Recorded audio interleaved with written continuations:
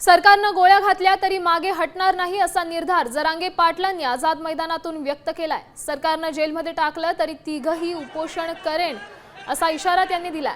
मराठा समाजासाठी मैदानात मरण पत्करायला तयार आहे असं जरांगेंनी स्पष्ट केलं।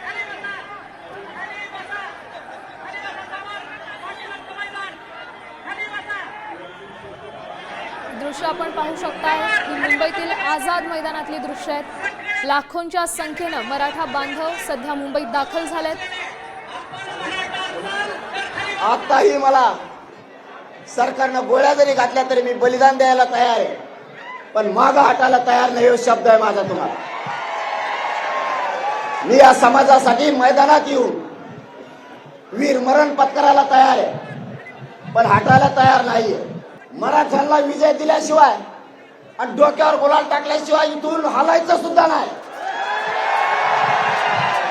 पण मराठ्यांचे मान खाली होईल असं एकही पाऊल मराठ्यांच्या पोराने उचलायचं नाही।